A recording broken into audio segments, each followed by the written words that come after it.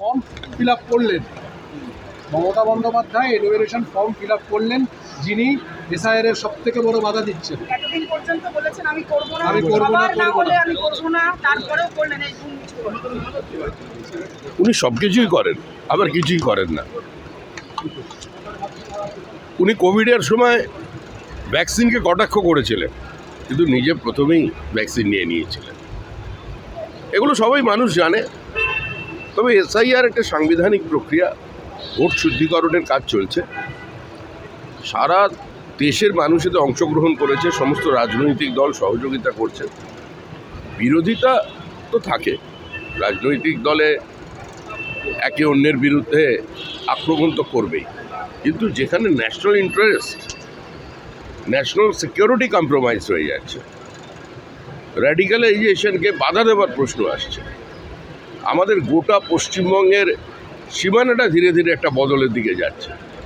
তো সেক্ষেত্রে মুখ্যমন্ত্রীর কাছ থেকে যেটা প্রত্যাশা করার ছিল সেটা হয়তো মানুষকে তিনি পূর্ণ করতে পারেন, যার জন্য মানুষও সিদ্ধান্ত নিয়ে ফেলেছে, আর নয়।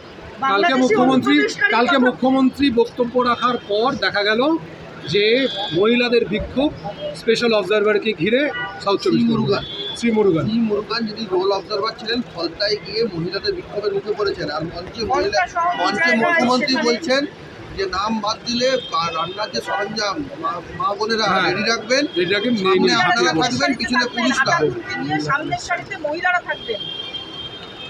উনি স্বাধীনতা সংগ্রামী মনে করছেন নিজেকে। মুজিবুর রহমান ও দেশে ডাক দিয়েছিল, সেই বক্তৃতার নকল এখানে শোনা যাচ্ছে। যাই হোক, উনি চেষ্টা করে দেখুন। বিজেপি তো আর এই শুদ্ধিকরণ প্রক্রিয়ায় মানে এসআইআর নেই, আমরা সহযোগিতা করছি। উনি যদি সংবিধানকে চ্যালেঞ্জ করেন, তাহলে সংবিধানের কাস্টোডিয়ানরা কতক্ষণ পর্যন্ত সেটাকে সহ্য করবেন সেটাই দেখার। আপনি দেশের নিরাপত্তা চ্যালেঞ্জের মুখে পড়ছে বলছিলেন কিছুক্ষণ আগে। কাকদ্বীপে এক অনুপ্রবেশকারীর হদিশ মিলেছে, যিনি মিজোরাম থেকে মায়ানমার হয়ে এরা ঢুকে পড়লেন, কিন্তু কেউ টের পেল না। কিভাবে ঢুকলেন? দেখুন, পশ্চিমবঙ্গের সঙ্গে বাংলাদেশের যে সীমানা আছে সেটা অবৈজ্ঞানিক, পোরাস ওয়াটার বডিজ দিয়ে ভরা। একমাত্র রাজ্য এই মুহূর্তে পশ্চিমবঙ্গ, যেখানে একটা বিস্তীর্ণ অঞ্চল, কাঁটাতারের বেড়া নেই। আর শুধু বেড়া দিয়ে রাখলে হবে না, এখানে কেন্দ্রর ফোর্স এবং রাজ্যের পুলিশের সঙ্গে যদি ঐক্যবদ্ধ কোনো প্রচেষ্টা না দেখা যায় এবং রাজনৈতিক ঐক্যমত্য যদি না থাকে, সর্বোপরি জনসচেতনতা যদি না থাকে, তাহলে অনুপ্রবেশ বন্ধ করা যায় না। ওই একজন দুজনকে নিয়ে কিছু গল্প তৈরি করছেন। এক সোনালী খাতুনকে নিয়ে তৃণমূল রাস্তায় নেমেছে, কিন্তু লক্ষ লক্ষ রূপালী খাতুন আজকে বিভিন্ন জায়গায় ছড়িয়ে আছে, তাদের হদিশ করতে পারছে না।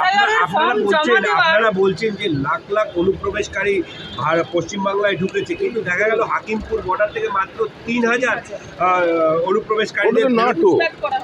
নাটো ওরা কেন যাচ্ছে কেউ জানে না, হয়তো যে কাজে এসেছিল কাজ শেষ হয়ে গেছে।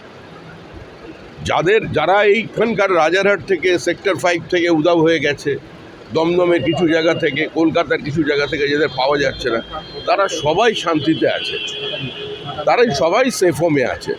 কোনো না কোনো জায়গায় তাদের রেখে দেওয়া হয়েছে। বিভিন্ন ধর্মান্ধ মৌলবাদী সংস্থা সক্রিয় আছে পশ্চিমবঙ্গে, এবং এটা একটা সুদূর প্রসারী চক্রান্ত, আন্তর্জাতিক চক্রান্ত। আর বুঝে না বুঝে বা শুধুমাত্রই ভোটের জন্য বর্তমানের আমাদের পশ্চিমবঙ্গের রাজ্য সরকার এখানে কম্প্রোমাইজ। 58 লক্ষ বাদ হলো এসআইআর এ, অবশেষে 58 লক্ষ বাদ হলো, কালকে ফাইনাল লিস্ট। আরো রাজ্য বিজেপি সভাপতির প্রতিক্রিয়া কি থাকবে?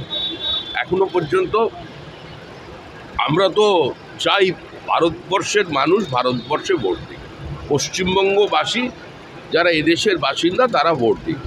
এবার সেখানে কজন নাম বাদ গেল, কজন নাম জুড়লো, এটা তো কোনো আলোচনার বিষয় না। তবে দেখতে থাকুন, এখন তো 1 মাস সময় আছে, আগে কি হতে থাকে।